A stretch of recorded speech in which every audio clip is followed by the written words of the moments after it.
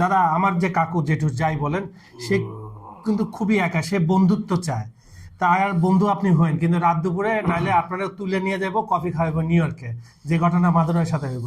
বেচারা এত ভালো মানুষ বলে আমার সাথে বন্ধুত্ব করো, আমার সাথে ডিল করো, মাদুরা করলো না, এখন বুঝো ঠেলাটা। শোনেন, এই কাকু নির্বাচন কিন্তু দক্ষিণ এশিয়ায় আমি ছিলাম যে নিখিল বাংলাদেশ, হ্যাঁ, ট্রাম্প সমর্থক গোষ্ঠীর প্রেসিডেন্ট।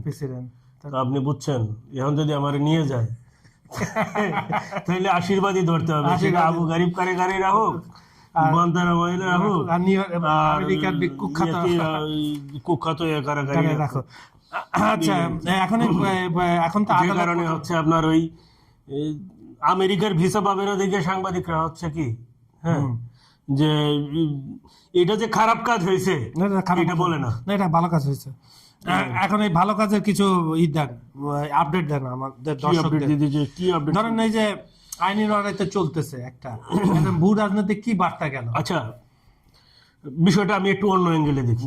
আপনি যেহেতু বলছেন, নিকোলাস মাদুরোর বিচার চলছে নিউ ইয়র্কের ম্যানহাটন ফেডারেল আদালত, তাই তো? আদালতে এখন যেটা হচ্ছে যে আদালতে কালকে তো প্রথম দিন শুনানি হয়েছে, মাদুরো এবং তার স্ত্রী দুইজনই নির্দোষ দাবি করেছে, রাইট? ক্লিয়ার। ঘটনা হচ্ছে কি, দুইজনের কারো আইনজীবী কিন্তু আপনার জামিন আবেদন করে নাই। আপনি, আমি সাংবাদিক হিসাবে আমি আপনার কাছে সেফ এক্সিট না, সেফ এক্সিট হলে তো অন্য দেশে পাঠিয়ে দিত, জামিন দিত, ওর সাথে চুক্তি হতো যে ভাই জামিনের আবেদনই তো করে নাই, জামিন দিব কেন? পানামার ভিতরে ঝামেলা লাগায় যে পানামার যে ফোর্স আছে তাদেরকে অ্যারেস্ট করে নিয়ে যায় যুক্তরাষ্ট্র, এবং তার বিচার হয়, তার জেল হয়, এক পর্যায়ে তাকে ছেড়েও দেয় যুক্তরাষ্ট্র।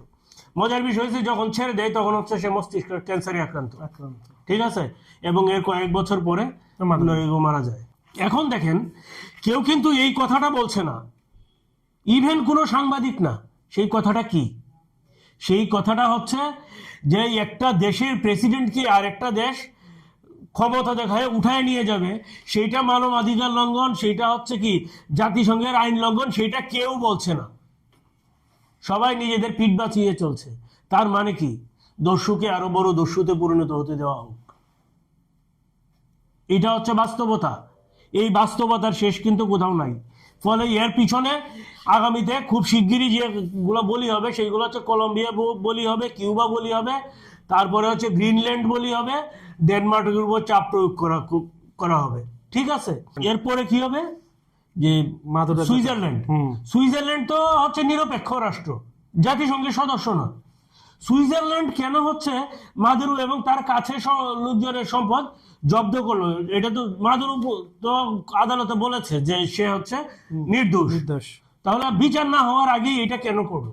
এর কারণ একটাই, মাদুরোর সম্পদ জব্দ করলে সুইজারল্যান্ড হচ্ছে যুক্তরাষ্ট্রের নেক নজরে থাকবে। সেটাই সবচেয়ে মজার বিষয় হচ্ছে কি নগ্নভাবে ট্রাম্প বলেছে, দেখেন, যে কি যে ভেনেজুয়েলার সব তেল কোম্পানি যুক্তরাষ্ট্র নিয়ন্ত্রণে নিবে, মানে হ্যাঁ, এবং মানে হচ্ছে কি যে যুক্তরাষ্ট্র ভেনেজুয়েলার রাষ্ট্র পরিচালনা করবে। এর মানেটা কি? এটা সারা পৃথিবীর কোনো দেশ আমেরিকার কাছ থেকে যে নিরাপদ না, সেটা এই মুহূর্তে এর চেয়ে বড় প্রমাণ কিন্তু লাগে না। এর চেয়ে প্রমাণের জন্য যদি পৃথিবী অপেক্ষা করে, হ্যাঁ, তাহলে যারা অপেক্ষা করবে প্রত্যেকেরই খেসারত দিতে হবে।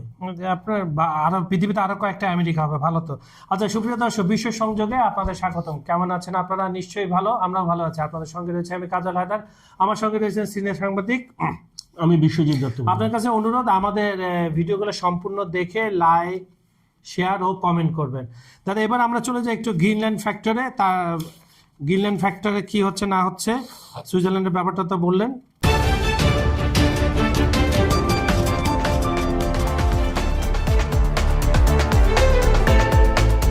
গ্রিনল্যান্ড তো যুক্তরাষ্ট্রের অধীনে যাবে না, কিন্তু দুইটাই তো ন্যাটোভুক্ত দেশ।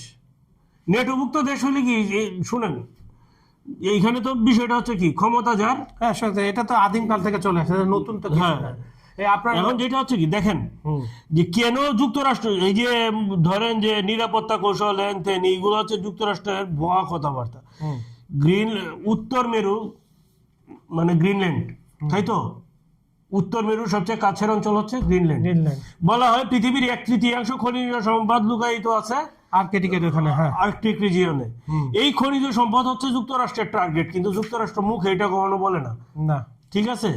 সে বলে কি যে নিরাপত্তা প্রশ্ন এন তেন, রাশিয়াকে ঠেকাইতে হবে, চীনকে ঠেকাইতে হবে। এখানে বড় এই যুক্তরাষ্ট্রকে যারা ক্যান্সারে পরিণত করছে তারাও কিন্তু ক্যান্সারে আক্রান্ত হবে, এটা কিন্তু নিশ্চিত থাকেন। ওরা বাদ যাবে না, ওরা বাদ যাবে না। ঠিক আছে, এখন দেখেন গ্রিনল্যান্ডের প্রধানমন্ত্রী স্পষ্টই বার্তা দিয়েছে তারা হচ্ছে কারো অধীনে যাবে না, তারা তাদের সম্মান আইন এবং সমতার ভিত্তিতে আলোচনায় যাবে, কিন্তু কোনো এতে যাবে না। হ্যাঁ, কোনো তাহলে কি যুক্তরাষ্ট্র এখানে হামলা চালাবে? অসম্ভব তো কিছুই না, অসম্ভব কিছু না, কিন্তু মনে হয় এত বড় রিস্ক আমার কাকু নিবে না। সুপ্রিয় দর্শক, আমরা আপনাদের কিছু কমেন্ট নিয়ে আসি। সেটা হচ্ছে বিনয় সাহা, উনি লিখছেন রাশিয়া চীনের ট্রাম্পকে হুমকি দেওয়া উচিত মাদুরোকে সসম্মানে ভেনেজুয়েলা ফেরত পাঠাতে, নয়তো আমেরিকার হুমকির মুখে পড়বে। না করলে কালকে Trump Colombia, Cuba, Greenland, Iran, চীন, এমনকি রাশিয়ার ক্ষেত্রেও এটা করবে। রাশিয়ার ক্ষেত্রে পারবে না, বাকি রাশিয়া এবং চীনের ক্ষেত্রে পারবে না, ইরানের ক্ষেত্রেও পারবে কিনা এটাও সন্দেহ আছে। এই দিকগুলোকে সে হুমকি টুমকি দিয়ে একটু ব্যতিব্যস্ত রাখবে এবং বলবে আমার সাথে ডিল করো। দিন যেমন ভারতের সাথে করেছে। খুব সুন্দর সুন্দর ভারতের সাথে কথা বলেছে, কথা বলে এক পর্যায়ে বলেছে আমাকে খুশি রাখা খুবই জরুরি। ট্রাম্প এই কথা বলেছে, তার মানে বেচারাকে খুশি করেন না, সমস্যা কি? আচ্ছা, তারপরে পরবর্তী রায়হান রাজু আমাদের রেগুলার দর্শক, উনি কানাডা থেকে দেখেন, উনি লিখছেন সিরিয়ায় আসাদ বা ভেনেজুয়েলা মাদুরোকে যদি আমেরিকা একের পর এক শায়েস্তা করতে থাকে আর সেই সময় রাশিয়া হচ্ছে নীরব দর্শকের ভূমিকা থাকে, তাহলে ভবিষ্যতে তাদের নিজেদের জন্য অশনি সংকেত অপেক্ষা করছে। আজ মিত্ররা একা পড়ে গেলে কাল সেই নিরাপত্তা খেসারত শক্তিধরদের দিতে হবে। কারণ দেখেন আপনার রাজভাই খুবই ভালো ভালো। এবং একটা কথা বলি, রাশিয়ার হাত পা বাঁধা, কারণ হচ্ছে তার সমস্ত ফোকাস গত 4 বছর ধরে ইউক্রেনে পড়ে আছে। এবং ইউক্রেন নিয়ে সম্ভবত দাদার সাথে আমি এটা কথা বলেছি যে একটা ডিল অলরেডি ট্রাম্পের সাথে হয়ে গেছে, ট্রাম্প রাশিয়ারই হয়ে এই ডিলটা ফাইনালস করবে। এই জন্য রাশিয়া চাচ্ছে না আর ওখানে আপনার ভেনেজুয়েলা ইনভলভ না, রাশিয়া আপাতত ভেনেজুয়েলা ইনভলভ হবে না। কেন হবে না সেটা খুবই সহজ। এটা আপনি 2 মিনিটে বলে ট্রাম্প এই যে বাকি কাজগুলো করতেছে এই সবকটা কিন্তু ইউক্রেন যুদ্ধের কারণে, মাদুরো কিন্তু ধরা খাইছে ইউক্রেন যুদ্ধের কারণে। হ্যাঁ, আবার এটাও ঠিক যে আপনার যদি ভেনেজুয়েলা পরিস্থিতি স্বাভাবিক না হয় তাহলে এমন হইতে পারে যে চীন তাইওয়ানে আক্রমণ করবে। তাহলে তো শক্তি দেওয়ার একটা তো কার্ড ট্রাম্প। আর যদি ইউক্রেন যুদ্ধ বন্ধ না হয়, যদি ট্রাম্পের শান্তি চুক্তি বা বলেন আলোচনা বলেন বা কি যে জেলেনস্কির কথা বলেন বা পুতিনের কথা বলেন, রাশিয়ার স্বার্থ যে পর্যন্ত পূরণ না হবে সেই পর্যন্ত ইউক্রেন যুদ্ধ চলবে। এটা এখন আমি আপনাকে একটা কথা বলি যে পশ্চিমা মিডিয়ার কাজ হচ্ছে কি প্রোপাগান্ডা ছড়ানো। ওরা বলতেছে কি যে অল্প একটা ভূখণ্ড দখলের জন্য রাশিয়া 4 লাখ সৈন্য হারাইছে, এটা কিন্তু সব মিডিয়া ফলাও করে নিউজ প্রচার করছে। এইটা এর মানে এইটা করার কারণটা হচ্ছে রাশিয়ার অভ্যন্তরে চাপ সৃষ্টি করার জন্যই কিন্তু এইটা করেছে, যেটা হচ্ছে এটাও কিন্তু ডিপ স্টেটের অংশ। হ্যাঁ, ডিপ স্টেট বুঝার কিন্তু কিছু প্রক্রিয়া আছে। ধরেন আপনি একটা অফিসে চাকরি করেন, দেখলেন আপনার ডেস্কের পাশের লোকটা হঠাৎ করে খুব হয়ে গেল আপনার এনজিওর, সে হঠাৎ করে দেখা গেল তার ভাবভঙ্গি চেঞ্জ হয়ে গেল, সে আর্টিকেল লেখা শুরু করছে, পত্রিকায় জ্ঞান দেওয়া শুরু করছে, অথচ সে কতটুকু জানে আপনি জানেন। যখন এইরকম দেখবেন, এইরকম লোক আপনার আশপাশে দেখবেন, তখনই বুঝবেন যে ও ডিপ স্টেটের চর শুরু হয়ে গেছে।